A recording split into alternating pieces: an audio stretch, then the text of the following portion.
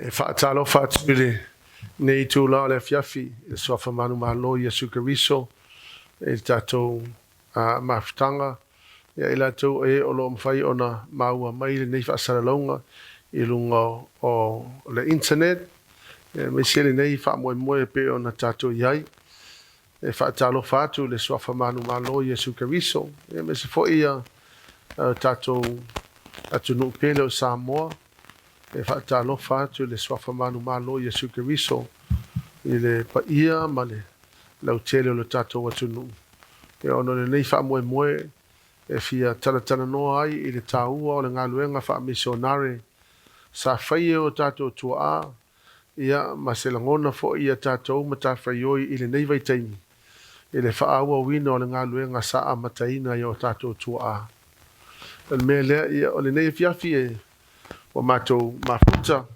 sunga i whawhengenga nei sunga ia Semau ia ma se fo sunga ia Hynie ia le la tu atu le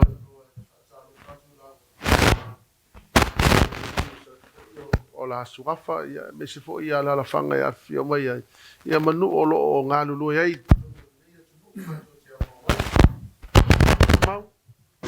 ia me no mata mo fie fa filo ai ma fa talo fa toilo mai bo fa fo sa bo ia so se ta fa la bo ni kilo pelo ma bo mai fa filo ia tu pa talo batu e so fa pelo ta tu Yesu Keriso ia la fa ngalo tu file tu o so se pata fa tu lang no ia ia mo fa le malwai ia no tau suino le wai lo fa talo fa foi tu mai se ta tu tinu ia mai la wai mo tele se ia pa ia mo wai ia o mo o fa po Semau ia o subia nei ia Paulo o Semau ia Paulo Semau ia mai le nu mata mo fiele le mo tele sala foi o sala o sabat ia mai ole o wa bala ni foi le tu nga ni New Zealand ia il bicho ule o au kilani sifu ila lo o fa mal ale kalesia o le worship center Christian Church worldwide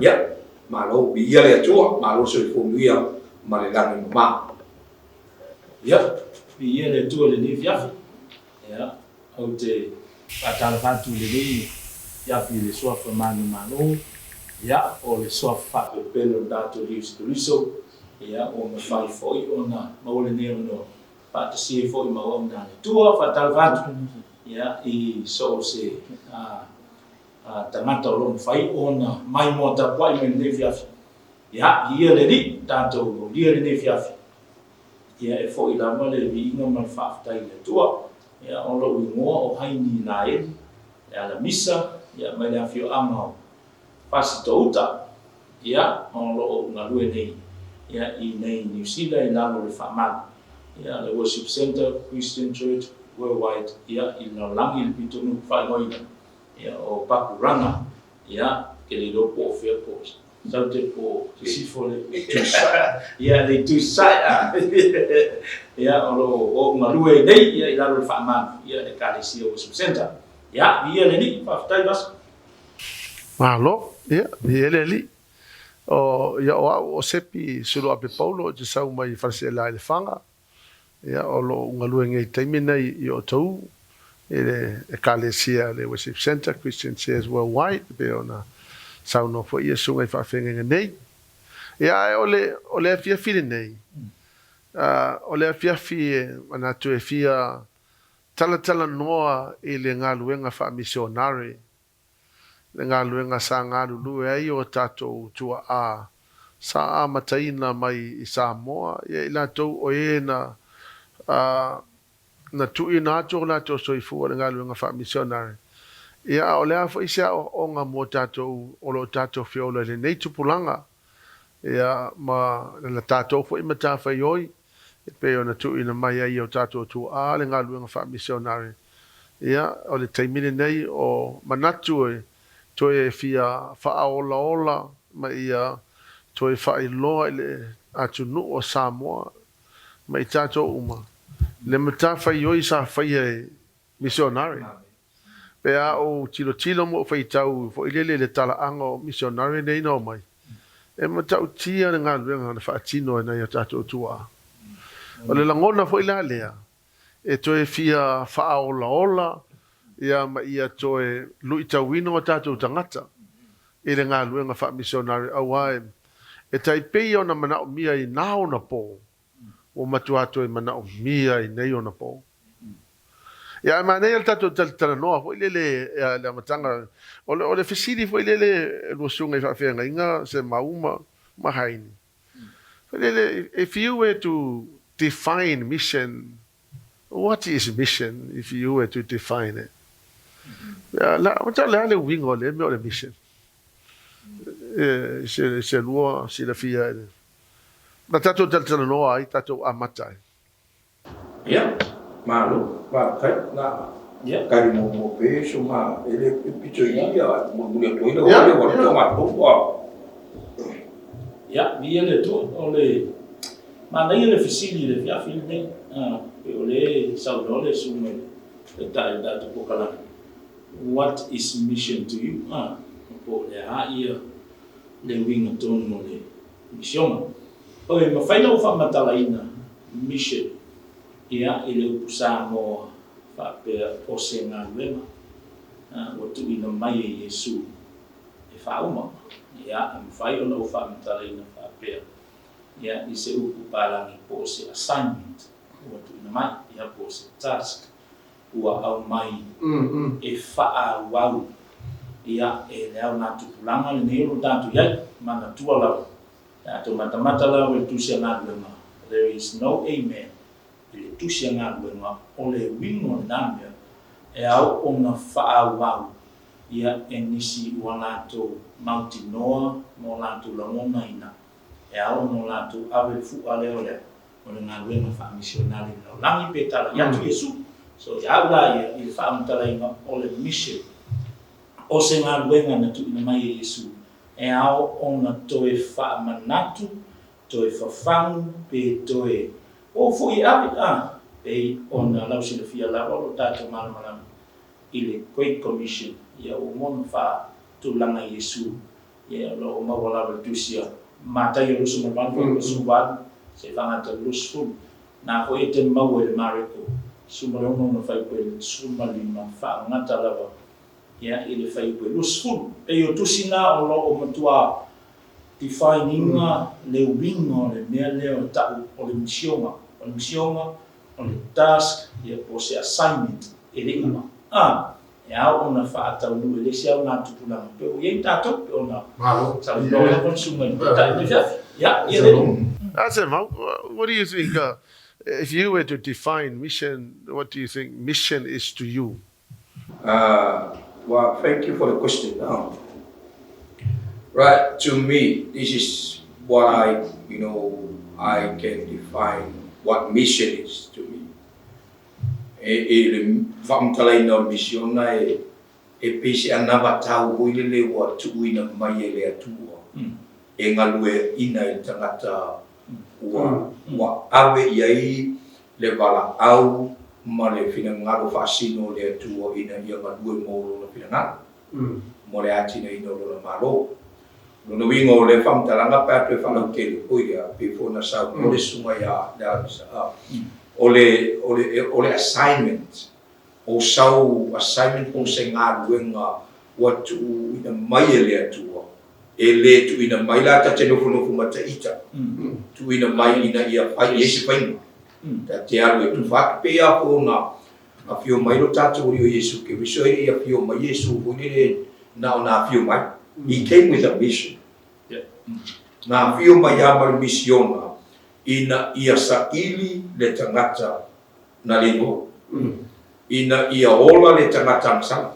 Ina ia lawe ina tangata polonga. Fasa o loto tangata o ngatua seisetia I ngā wenga ale pili a mese po o le angasanga ma mea umole nila lang so o le misiona lana na fio mai ma ke wiso lea la wa fio ke wiso I le langi a ua pasi mai la e pe o se mori po ile le e se po ile le o pasi mai atani ma le finangaro por fa mo mo mo le atua tate ave pasi atu fa peo na le mai le atua la be ina rotala ia te ita foila le lawa te alo e tu lai ma watu le nanga ina ia ola malabe ina sisia ia e vela ona e sa mo te muso i le mesa nga do e fu mo fu so fu o tua o na yo tatu tua o na lango mai te sa i le nga venga fa missionaire e ri fa pena batu no tala de sa bono no kum sa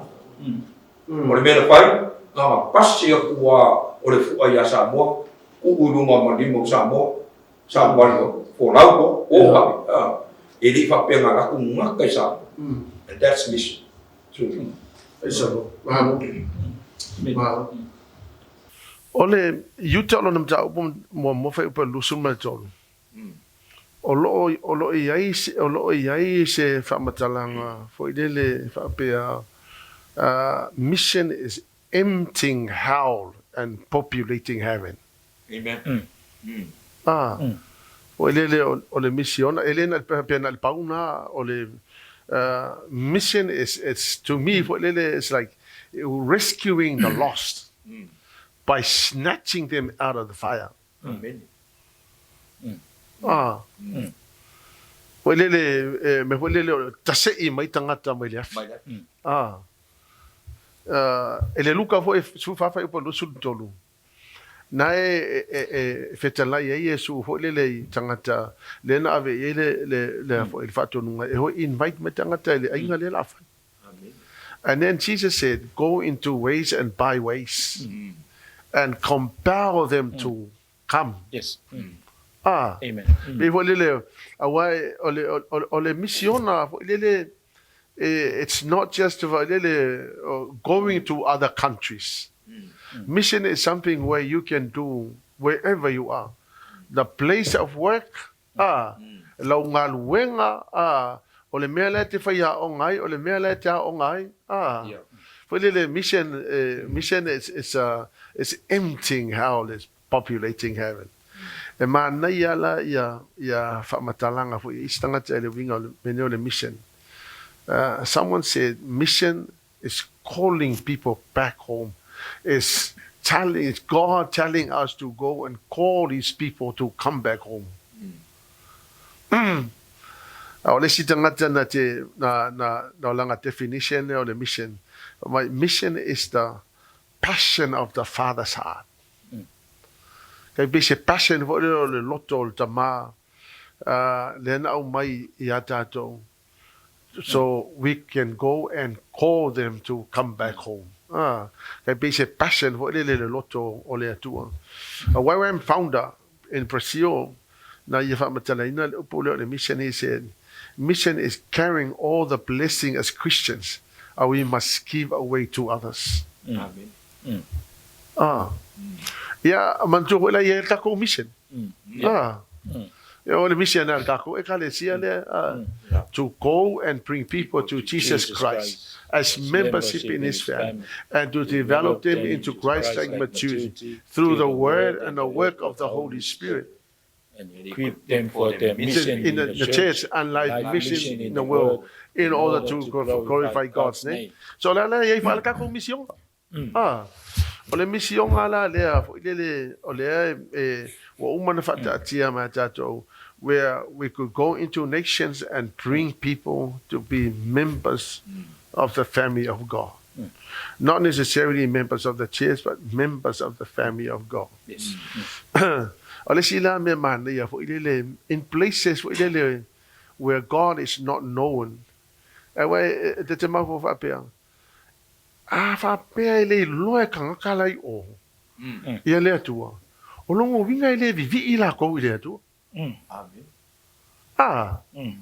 mean, let's assume, let's say people in Egypt don't know God and they won't worship God. They are not worshiping God not because they don't want to. They are not worshiping God because they don't know our God. So to me, mission is like making God known to others. Yes.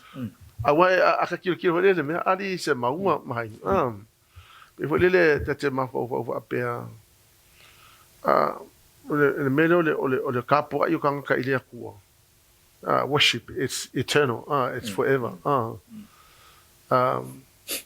But mission is not. Ya mai mai ele pili o ka ele ko fe yin ngal bang fa mission ngal. So ele fa va ngal ngal bang fa mission ngal. Ele fa va. Ele kai mi la abu e uma lo ngal ngal. E kasi la le mea la fa ia fa va o le worship. A ele worship la ka ngaka lai o.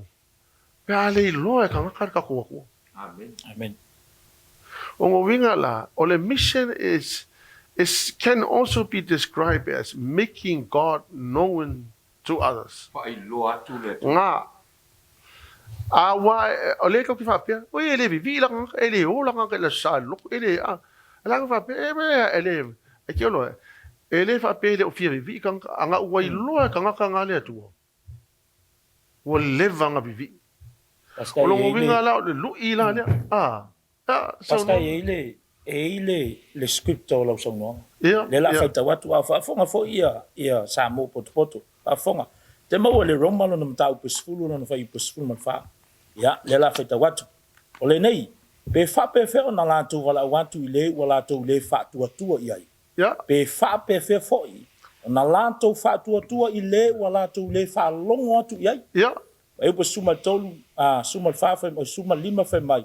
Pe fa pe fe foi ona pe fa pe fe foi ona tala yatu pe a fai ele a wina atu ilato pe a wa watusia e matango fie na wa vai o ilato te au mai le tala le leisi. Amen. Ma ngai ake. Pai pe sul ma le ono fai mai a le usi sta ilato umalama I le tala le lei a wa fa pe mai isaia le ali ie. O ai e o vala au, o ai e o talitonu la mata upu o taulongolongo atu. Ia, fai pe sumal fitu fai mai o le nei, e tupu le fatu atua I le taulongolongo. O le taulongolongo atu, o le taulongolongo atu fo I o le afionga le atua. Ma ngai ke le vesinga ia o le te mapo fo e alanga le vi itanga te le atua. Langa la ko ke le lo le atua. Yes. E lo la vai ka ngaka le atua. Mau ki ngo o le lu I langa le ngalu nga fa missionare. Yes.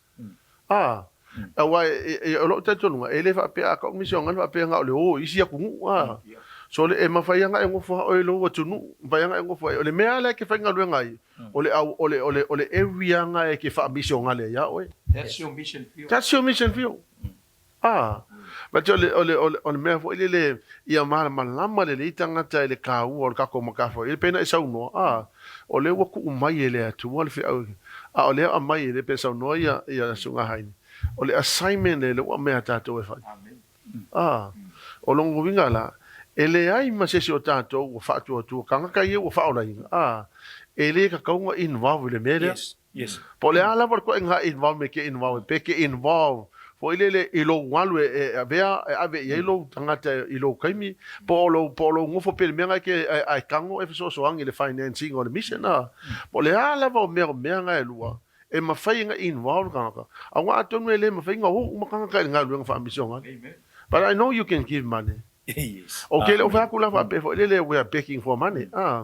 But I am saying for in one way or another, e mafai o nga contribute to mai kanga yo kongo le nga lu nga mission e pe ala na tiro foi wa ke manga ku ya so no ka fa longo e fai mo ka ulanga fo ngu ese le fe tau langa no e kele la taimi no nga lu ile e congregational union New Zealand ole dala no loinai ia le CWM por Council for World Mission o ingala lenga na ia te mantua le simato fono nga mai ila le afoi le unga mai lontona a me tauna na ese tu pelai con o CWM con ole bank otherwise ole akangolo ile malo te o ceiling ya fo le pefia fai tau millions and millions of dollars nga o mai la wana mai o ngai congregational union nga mai kupe ole la te mantua la ngai matu to miti sa o ngai kai le Bible college nga kokongi uma mai ya CWM e fa pena nga fa mission ale la o fa tu wa tu pela nga o ka ko nga ka ulanga fai lo vinga nga o tala e mo ina le fa ina o to telo tanga nga fa mission ala nga manguia fa la ko contribution amen Ona la o le whaatonu wino o le ngaluenga le wha-misionare.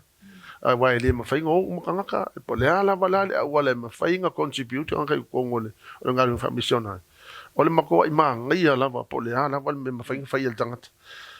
Ai o le tūlanga fo le ngaluenga wha-misionare. O se mea e le ka kau ona, awa leo te tilo ni leo, le te whaitau ke le hisi. From 1839 to about 1957-59. Foi le sa alla le meo le mission ngale nga ho. Ya. Ele fa pea lava nga mbusu o ile O so le makua I au ngo pia tanga. O la u faitau le tala anga.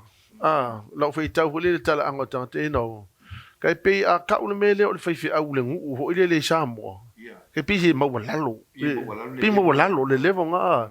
Ai a ka ulu ka ya lu nga lu fa mission le pe look for e la wa feita wa e look for uma ya fa fi awe uma ma lu ai o nga lu nga fa mission le mela nga o ke fo wa le o ke kilo o le o ke fa ka ule fa mau nga o le history ho le no nga la ia le o le ka si le ngai mea sa pe le pesa mau lu nga I loko ka sa mo a wa le ti tilo ngai o ka nga kai sa fa fi awe I mean, I think what Lele have a pick I mean, who wants to go and suffer?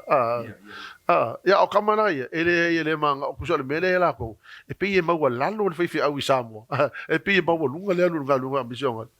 Ai kai ngangela. O le ko kelo ka nga fi o kele fo mai. Ana ia te le so.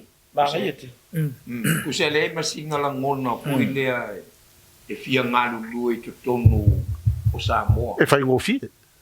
Le ile abono ngal lu e mo fai pu ngal lu Yo but ile la to baba e peye e ile si lebo ngal me ka o sacrificial life mo fai ngal la ye mo tanga ta patu tu e al pa mission ngai lo ngopo kong I le local le yo e pe o ngale sa o pai tau ai foi ai le stui bolo titilo mai ngai dis pa mo ngai le ta si val fa e ova male ton se lauta mata nga otu ngalu due I Pakuranga.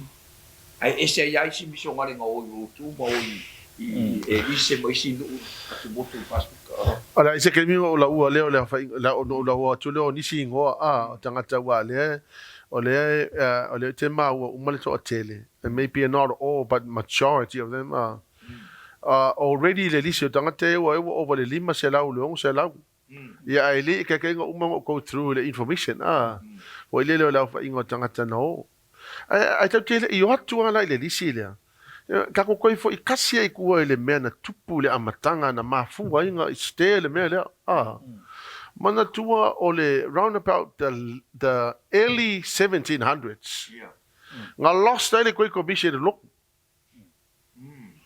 mana tua o le history la esa we kusa ole kalikongunga fo ile fa kalavingi mangu e lua te two streams of thoughts in the Christian circles at the time ole onga Jacob Arminius ma onga la kalavingi John Calvin ole onga la kalavingi mai kalavingi ole doctrine of predestination wo mga predestination le ku ka e o ile langi e o maka ka e o se o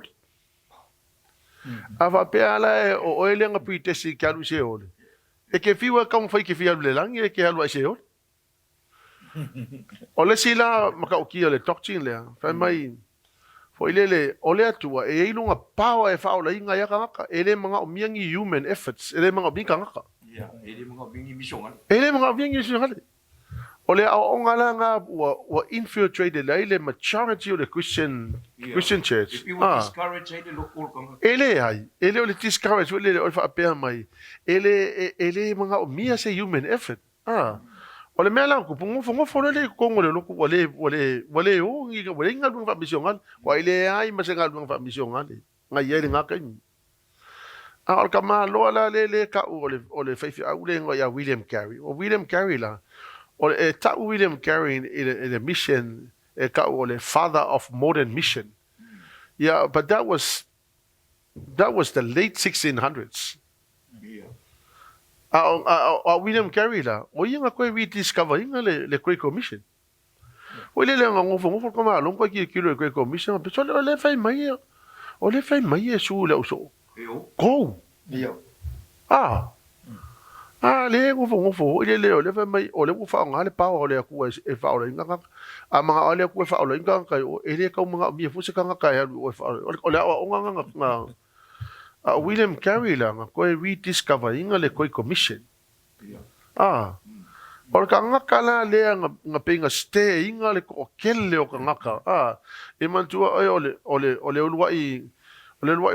mission organization fa va inga ele o le la mo sa o le Baptist mission o le Baptist mission la le nga sendinga ia William Carey inkia o le nga luenga la William Carey inkia le nga sipaka lo ia ka malo le Dr. David Pogue ia mai si va nga le nga amakai le la mo sa o le la mo sa la it's an interdenominational mission organization e lo se mea le loku e le congregational e le loku engelang e le episcopalian ia mai si a loku congregational le ala nga mafuingo o markala le akako o le ko rediscover inga la le ko commission le ala nga o mai lo kana le akako ia man ko la o nga wi mai tahiti sa ko nga lu fiki ko I mean sorry la lokonga i tutaki ya lo rotonga i ko sa le akako samu ole winga ole me fo le tento se le o mo o nga ia o isi o nga le fa va hinga le afionga pa ia le tu it's a mankind doctrine. Yeah, well, po le o nga o teachings fo le pe nga wa e lua kan ka ia le o Jacob Arminius la le ka ko via mo Jacob Arminius o John Calvin le e si loku ki le ka o kure ngo le si loku ia e pe se fo ia la ko o ia e pe o le meta nga fa ka le o William Carey o le koe rediscovering o le koe commission. O le koe commission le ala e wha vai e le talitonunga le ala nga pa i orka le Samoa so le e makau kia le mena tupu. Fika la, kasi valu koru se furun ka ungu orka le Samoa. Kasi valu koru iwa o le urua i se furu lua misionga le. O le ala o ke whai kau aku i aku ngu uma kai pe o Vanuatu, New Hebrides or Isles of Pines or Vanuatu or Yamino or Tuvalu or Tokelau or Papua New Guinea or New Caledonia or sorry Emaka kia ngalu nga fai e tato tua. Ya e te manatu fo i oto. E fo ile mea nga fai e tangata nei. E le se mea fo ile fa pea nga fai fa pea o le eka ko plan B, ko le work plan B, ko foi mai. So se mau hai e plan A ai se plan B. O le nga o ka nga kai ma ka kia le me nga fai ka.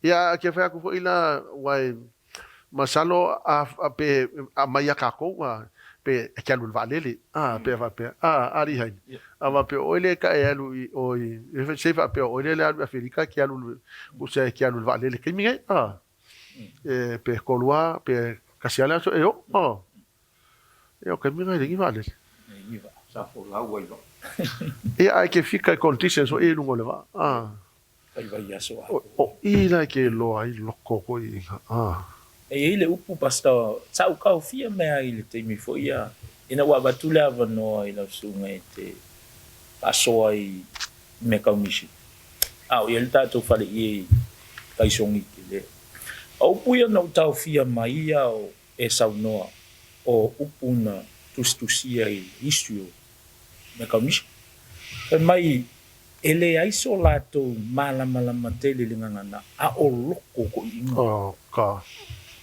e makua keke leo. So leo. Ina wai whamtala ina lupura.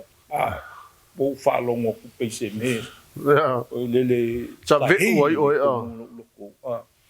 Ina wai sau no whai mai ele mala matele la tau le ngana. Ai whai mai o loko ko inga yanga o avel kala. Kau kia. E tai fomish. Sole. Man, o inganga o whalongo ko ngofo ko mo whale i keiminga. Ia wala sunga ine vatu e sauno. Fia vai tau sanga le sa ngalu e South Africa ele ngalu nga fa. Ia wa ola I South Africa o tilo to ngalu nga sa fa tino na te mi o e ngalu e. Tolu tau Sai nga tari Hynie o. Ia.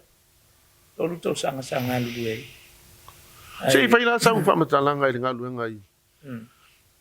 Ole ngaluenga I South Africa ina watau nu lua fisulima sa mato ole lua I mission ngale ane ia la to fo ia kalisia na avi South Africa e to se fulu lua mato no sa kai kai ia le fasenga le ia ina watau nu ole o ina ufa maoni ai upuia pasta pe na o to wa lua MISIONARE le worship center le ngo ia na mato le lua MISIONARE to fulu lua matou sa dai le team le ai o ina o fa mau ni ai upuia pe na sa no ai lalo le fali na I ya matou mai no ele ai ma se isi o se kasi la vai mo mai ai o mai o mai i ngi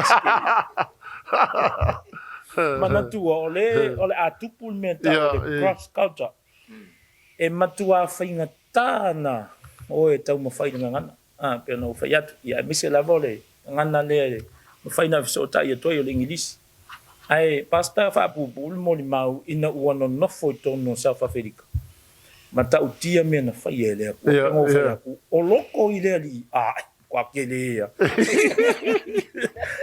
o le ngana pe yo I si whai ngaka le viso ka ia ia vai la tala ia losu lima fe tangata sa matou fangaina that's your ministry sto ina fo sa mawal fai pa ngai tai sto nga pastor Steve ia losu lima tangata fa fanga losu lima fe sorry losu lima fe tangata fa fanga Ile asokas. ia sorry lai ile vayaso sorry ile vayaso ato ia inai tangata ia fa yel ma ko ngaluenga la le matou te ile tala le ya ele nga kanga avi le me ai ya ma tu tampai bo ye la unga ele ko le tu o ila o vai kai ai e te feelinga mai te va ai tu ai le soifo na tangata ele o paling ile tu langa ile spiritual saita ya tam fai la mai fati no open air pe o ila le al mako o soli pas ai eu ke fai aku pe o wasu el kanga kai mo ka kalanga la unga le open air Kai me fai ko open air. Kai me open air man ko le fa sa mo open air. Mua fai to tala inga fa fanga ai ka. Ioi. E mua fai le ma to tala inga fa ko fa fanga ile ngai ka. E ai fai la tala le a makanga lo wa open air. A woi. Fiu e fai ya ko sa usi la ngai le. Ya ona le ngana pe ona u fai atu.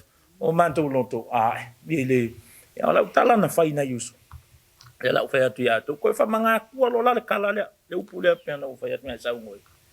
O le upu lama lea na sau noi naso. O lo tustusia i ngā luenga wha misio ngā. O loko ko I inga. Keke le. A o lo lātou malamalama. E la ikikia. A o mea ia ngā pusinga lātou te oea. E whai ngā luenga o lātou wha. Ke le aku whaku ngai loa. Ngai lo o mea ngā lako o inga. Ia, na mātou whatau nula upene ea pena ufai atu oe.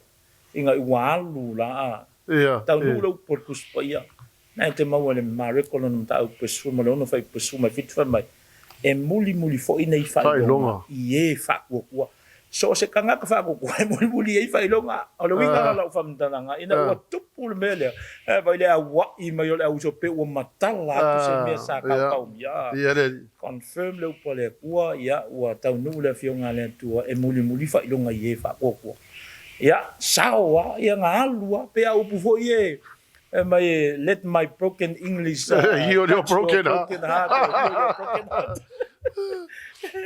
ya le na le pauna le ngana le tunu wa ye fa la ko wa ya tau mo fai fo ya wa ole ngana wa te le ngana I tono le tunu e o se va inga e winga e se pa a ole tule sa mato mai ya sa fin kaya mato o ngole so ta ya to tanga ta uli tanga ta pai ia mai si lava fo ia ngana sai ai fa tai le tu le o ino ngana o ai si lu I kau le wa no va ai le mele na mato atu ai pe le a very violent place yes tau o e mata i le history o South Africa. Tasi nei atu nuu e petosili na tele le meta o le Crimes, e tu tono South Africa. Ea, pe o whawhita uli sa mātou whawhisanga i mātou i e tono no whanga. O le tūlanga le o le security ia i le ngawhanga i le Saunga le mu o ko. Saunga le mu. Ia, lo whawhonga mai fo i le sunga le whawhinga i ngai a pasta mefu. E malpatu a reito manisio na uso misio ngā le temi nei. O le no whanga mātou te nofo, e ku a mātou tu lou le upeto e tau ia mō te i whau e whau ngāla te i whau hoi o le pitbull, ia por kamanga e wai e lo le kanga kameu, sola lo wai le via sau kunga. Ia o le tūlanga lana sa mātou whau ngā ina, ia me selu tau sa mātou whau sanga i mātou pasta o le tūlanga i le. Ia, o le upu sa whailawa ia mātou. Ia o motu lama maltaula, o ia fole wo ai le sei e no Au pai oki o.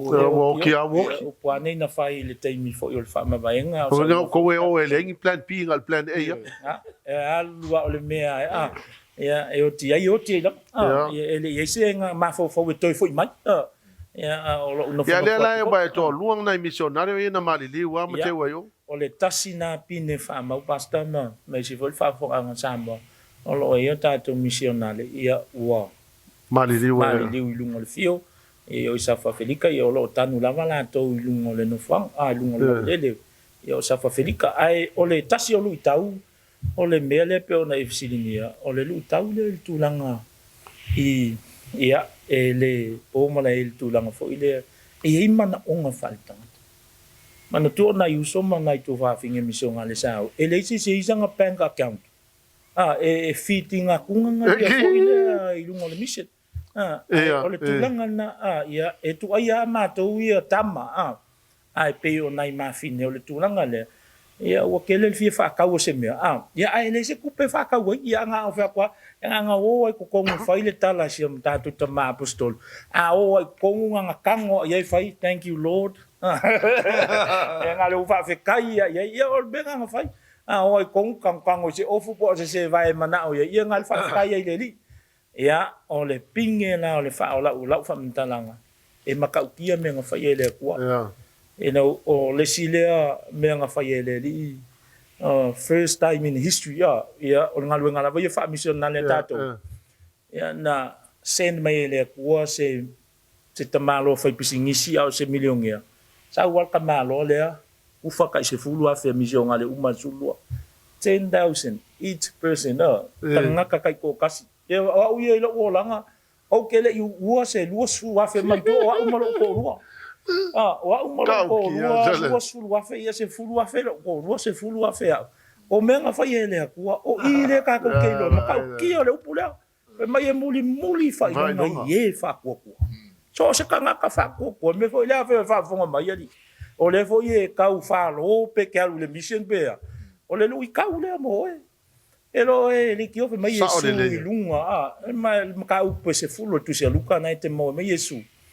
mai o to o le vese mai o le vese ako o le vese me e ki o ka penga i lunga le fio me e atu ya o to pe no fo ya le ise mission ngale le ave o sau ka kai malanga yesu wa fe fa la mai le amatanga tau sanga na fatino yele tu le ni ya peo me tala tu o me fai ele tu ole leila le ole leila ka ko fa so fa pe wa le fa longo ko ile i me ia le pena sa no Hynie ya ete na lo sunga le sa involve il ka ko ngalu ngale fa missionaire Semau wala nga ese fo ile le mission fio le sa ia be le no sen mai oile tu o lu sunga le sa lu o nga umal tatu wa fa missionare le sa o tawina pe o kol vese mo wale u ai vese ya be la o le na ese fo ila le sending o mai oi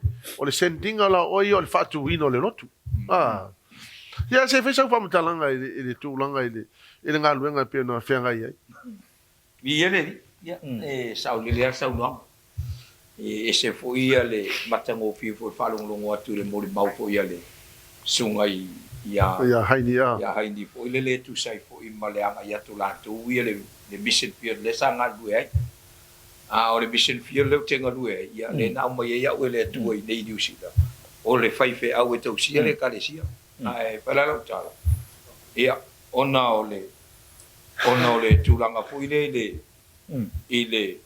kalesia no sau ye o lai tate sau malota manatu hui le ai se matua e kalesia ai pe von pe doi ia kasi ai au le ai nganga ia o le tamau le ai tu lo wa mare ngana e mentu ko isa e makau mai pe a mo le lua le kurva so kanu aba sai le mentu au o ke le lo hoila o lai mo pala we follow up pa kwa le mentu o le ia o ka mo mo ka kilo o le ile tulanga lela ia ile le kalesira o ka saungi e ngalue o fa pe a so ele no pe fa fa ia le asisi me nga o le atua po pe ngai sa mo po ile i polo misia le atua amen ai ualo wainga ualo mu o le atua marangkala le e ko ia pe kula fo ingo ele yes e mai o po yesu ngai mateo ngai du fulvalu mai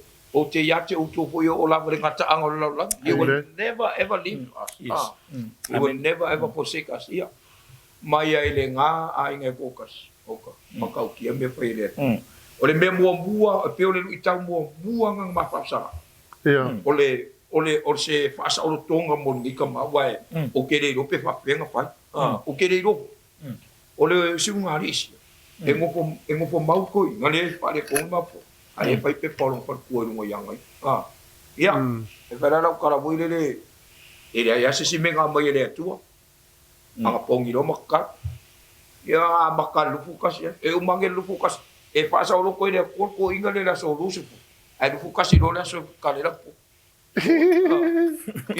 ia o le lu ka mo buang pa sama ile hanga le leimba le lo fo le tua ia e ke pe fonga sa mo ko le e tulanga tau se le wale wo mai nge ngalu ia pe o ka ko pe fala mo lango foi le ali le a ko kele a ingo loku ko kele me pos ia pe ko pa pai mo ia foi ia le ke so ke ngalu e ko kasira ia so e le ia si be foi le olu i kau pa wala ka karang pai le tu yo o ya ma mo mako so foi le check ya mako e ka kiri pa iso ka pa pe poko no ili busi me la kapule fuma presai fua ya va pera osa ka ngal ma bosa ka bala ole pina ngalo le la visini la lo sunga wa o lo sunga le sa lua o ngal ka ko wa mission school do you think you had enough training?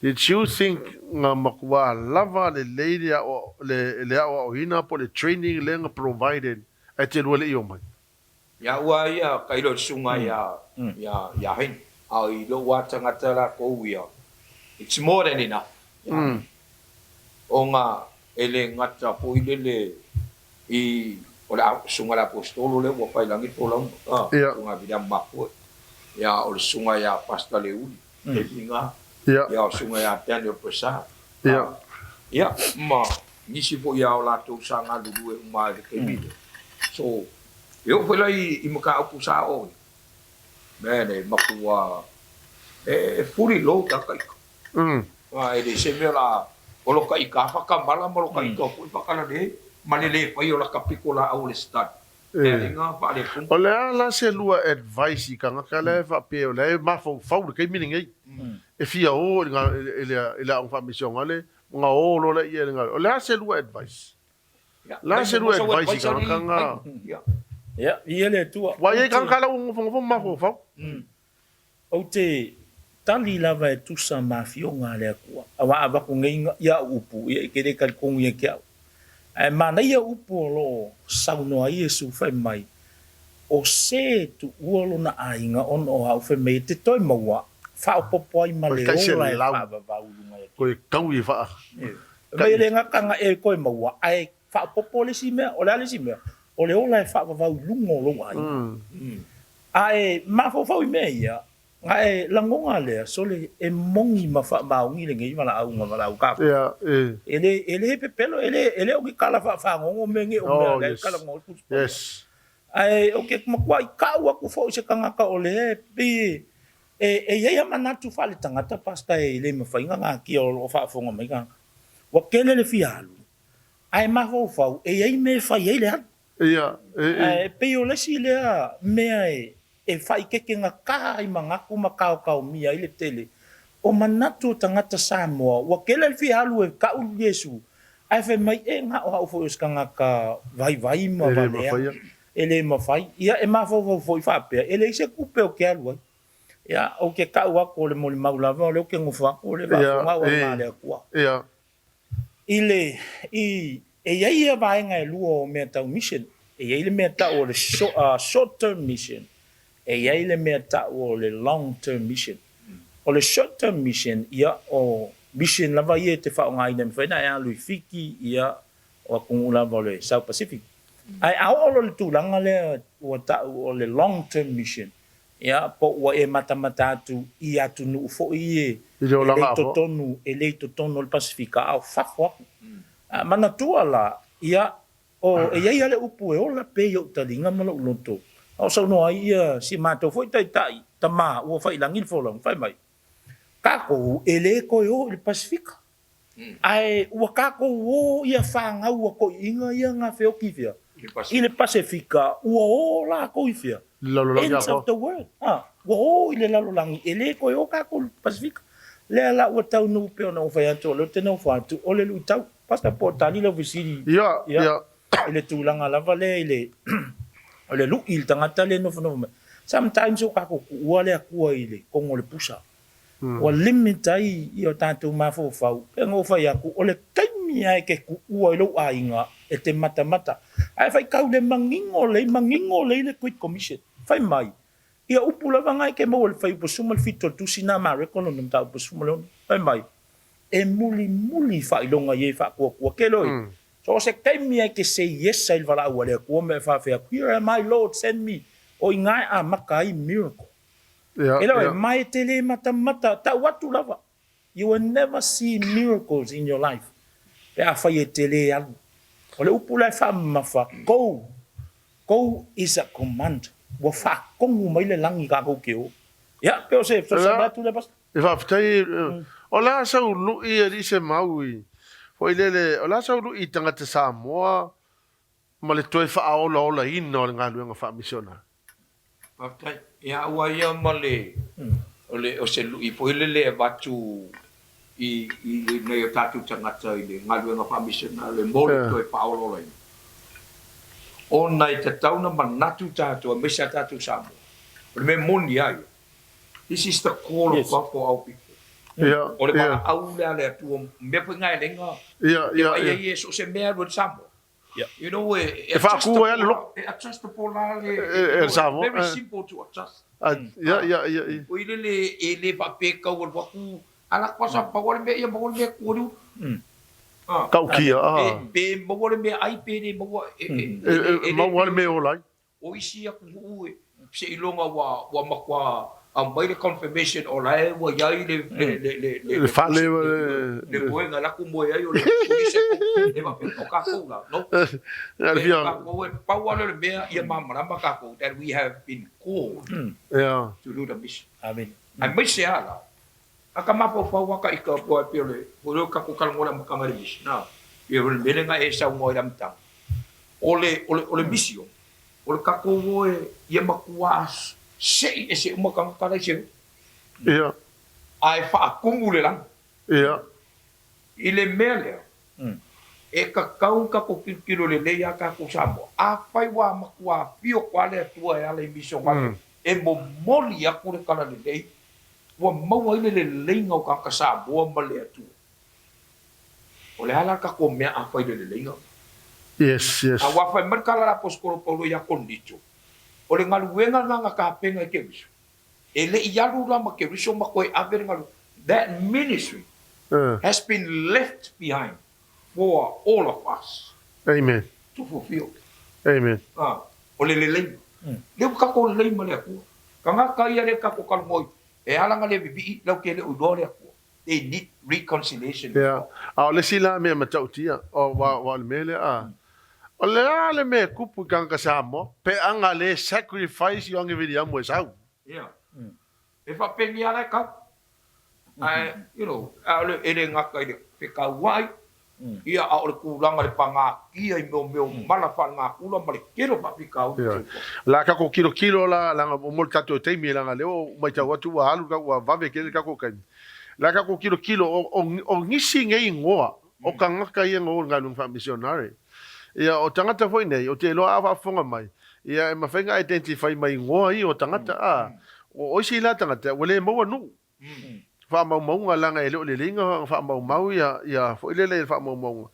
A ole tausanga o tasi valu se funa taunu o tala le Samoa.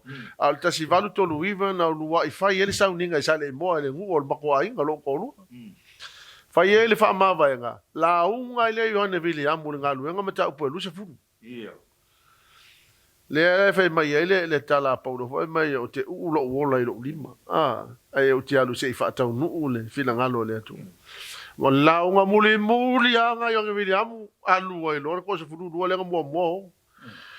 O tangata la ia na mo na le missionale ia o le malanga mo na. O tangata le ia le a tau mai manono masau mai apolima. O le ko luanga nga vaku tu ro tuma. Wanga mo aku sa mo ku lo afe ro tuma ku ai lo ia le a tau ma. O sui o la ingolka. Ia, la polima va fonga mai la o tangata I o tonu a pe o se mongo ia lo ingo tangata na. Ia o le malanga na watu e lo la awo nga I manu Ivan watu wale o ka ngi Ivan watu asaka o New Hebrides ke minga. Ia na watu lo le ia lo malanga la na le na maliwe lo Ian William. Ia ma Reverend Harris wa ko Ia Romanga. Ia o le tangata la le wale mo mai ngol tangata na fasio ti Ian William ka ka le ia kau iau. O le tangata na fasio ti ia Reverend Harris ka ka le o vialo. Vanuatu.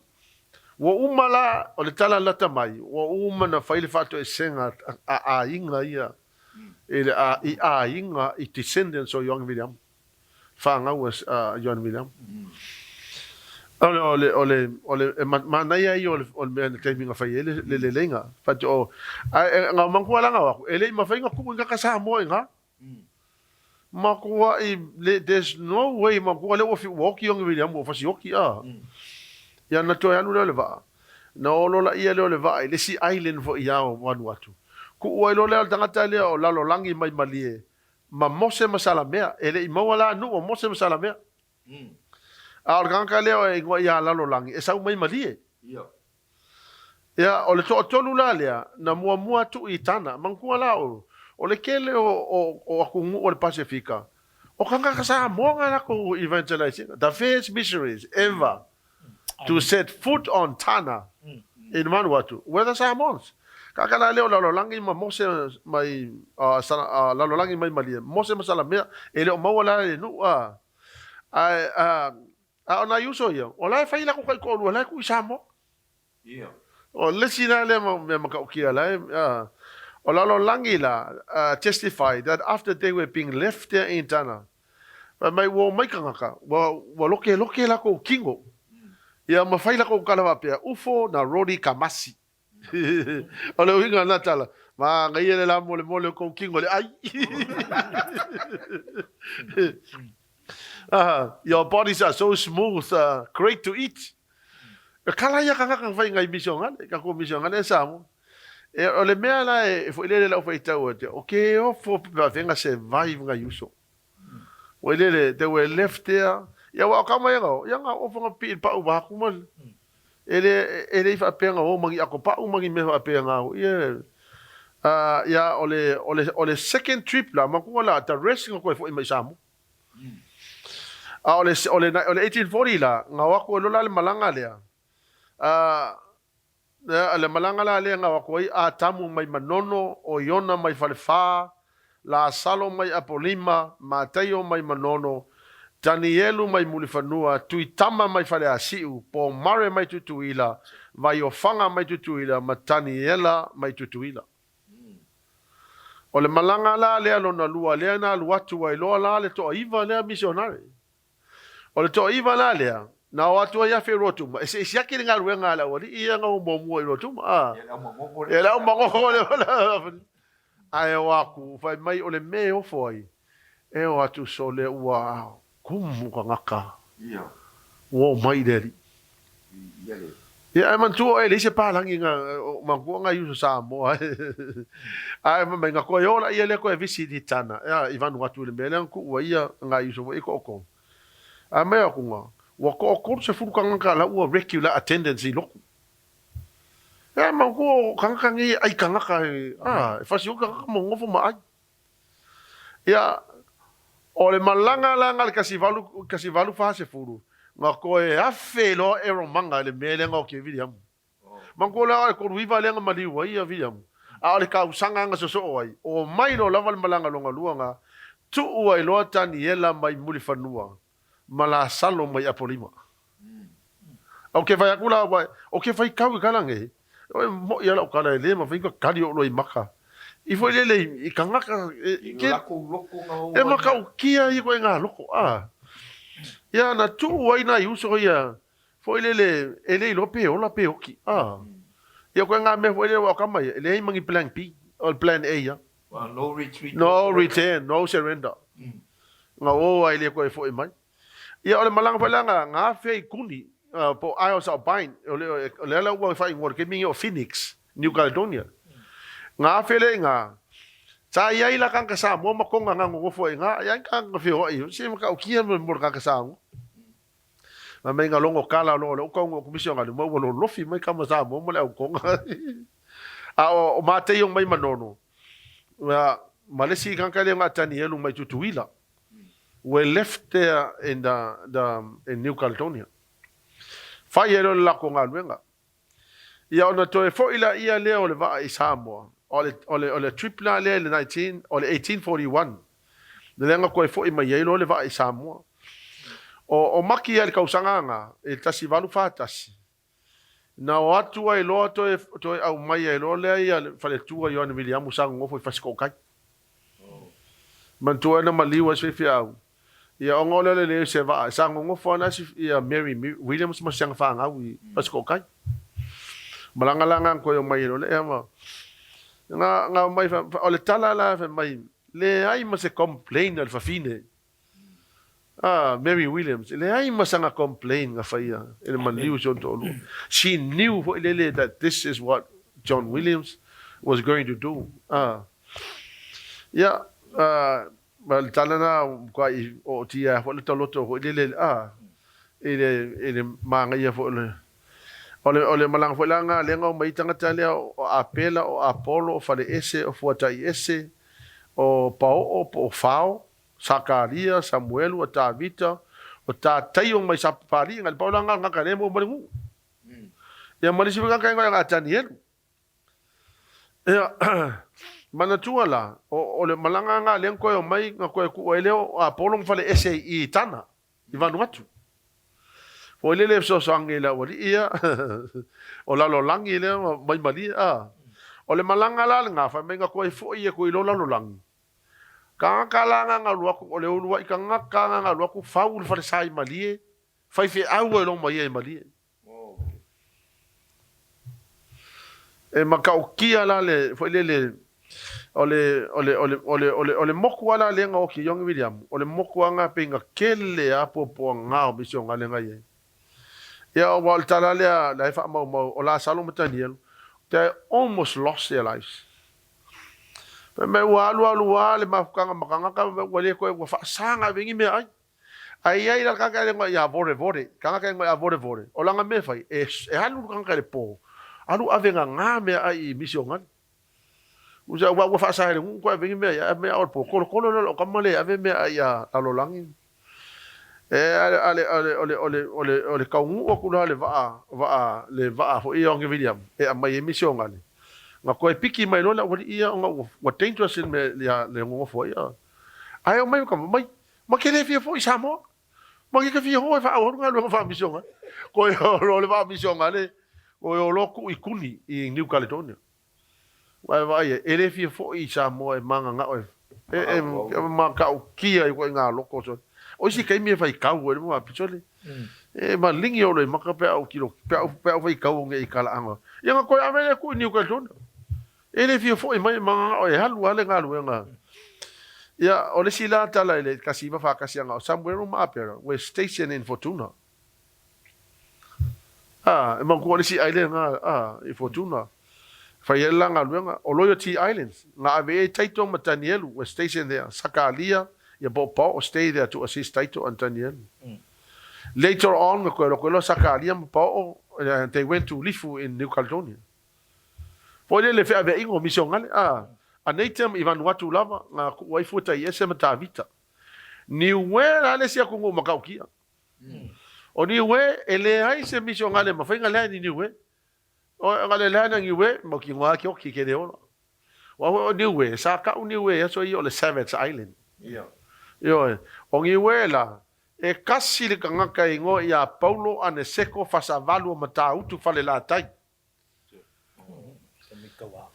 Kama le nga ku ngi we ele ikele se piko kakale e wa ku mission al papa wo mga fa makala e la kama le wo mga liu ku pa ia ele nga ngi we e abakar ku sia mareko ka kia nga nga ia nga ole ma le tasiva lima lua tasi valu lima lua le tasi valu lima iva nga wako lola e faia la si ko kelo nga i ngi we o Samuela, o Paula, o Amosa, o Sakaio, o Elia, o Teru, a fala vela vela o mo nu. Tasi valu iva sfulu, tasi valu iva ono, o Nehemia, o Luka, o Sekuini, Solomona, ma fata mali. Ia ba fonga mai familia ingonga ia otou. Ia tasi iva o fitu o Petra, o uta ma fa asau satitoa fale alili. Polo ye ma pekina o le tu o tane. O satitoa yalipa. Ia nga, wini whaareti Josefa maasi manongi le ufisa. Sepa nia e noka alesana mauso ali.